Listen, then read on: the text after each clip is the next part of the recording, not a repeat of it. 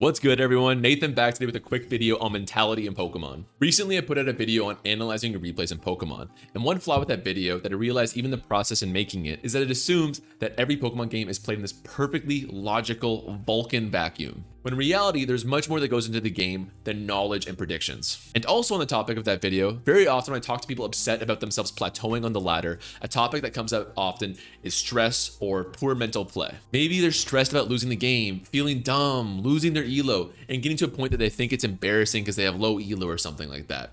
Ladder stress in general is something that exists in all kinds of games, and Showdown is really no exception. And it's one thing for me to stand up here on my pedestal and say, well, just don't stress it. Just play the game without stressing it at all. Ladder points are unimportant. Play to have fun. Kind of dumb declarations like that, when in reality, we know that playing to have fun is much easier said than done. So with that said, today I'm going to give a couple pieces of advice that me and other members in the community do to help reduce stress on the ladder. First one, and this is a very common tactic, is to make an alternate account on Showdown.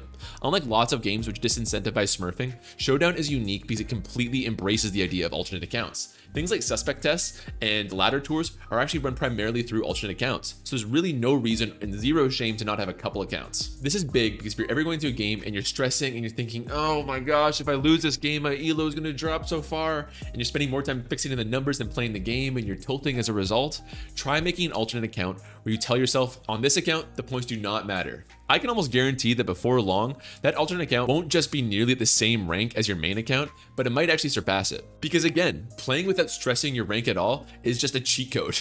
And whatever gets you to the point where you don't have to sweat it is fine, so long as it works for you. Another very good tip that lots of players use is to give themselves a bit of a limiter on their games. And so to explain what I mean by this, for example, maybe I sit down for a laddering session and I tell myself that I'll stop if I ever lose 3 games in a row. Or maybe I force myself to stop if I ever feel like saying something snarky to my opponent and just like sassing them in the chat. Arbitrary self-imposed limits like these might seem goofy, but I've actually found that they're a good way to gauge when you're tilting. Because let's face it, the fact is Showdown is not a mechanical game. It's a turn-based strategy game. What goes on up here is everything. If you're tilting, not only are you going to make worse decisions in regard to knowledge or forming game plans, but you're likely also going to become impatient and easy to predict. There's really zero benefit in playing through tilt, so forcing yourself to take breaks can be really beneficial. However, my ultimate tip for avoiding ladder stress requires a bit of a mental shift, and it's the one that I've had the most success with in my own play. Stop thinking of elo as your self-worth. It's simply the means through which the ladder matches you up against players near your skill level. I get it, that might sound like armchair psychologist bullshit, but I think it's the problem that all of this ladder stress stems from.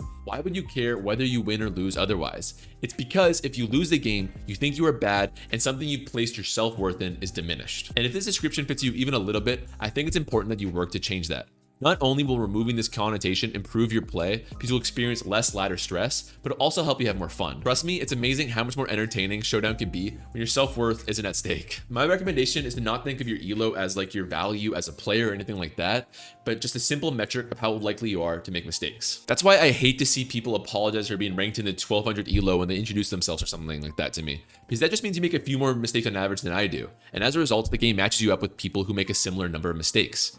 Absolutely no shame in that. You and I are on the exact same road to improvement. I've just been on it a little bit longer than you and a little bit farther down the path. It's like if I was giving someone at the gym a spot and they said, I'm sorry, it's only 1 plate, I would be completely incredulous. Like, what the hell are you apologizing for? That's amazing. You're working, you're improving. You've got nothing to apologize for. It wasn't so long ago that I would have been jazzed to lift that much for my first time. Give yourself some credit. The same applies to the ladder. If you find yourself lower ranked, that just means you're improving, you're getting stronger, and you're helping this muscle grow. So with that said, I think that's me done on this topic. Ladder stress is common. It affects new players. It affects top ones. Just ask a pro like BKC. While I'm not sure I can expect everybody to remove it entirely, I'm hoping this video might help you reduce it just a little bit.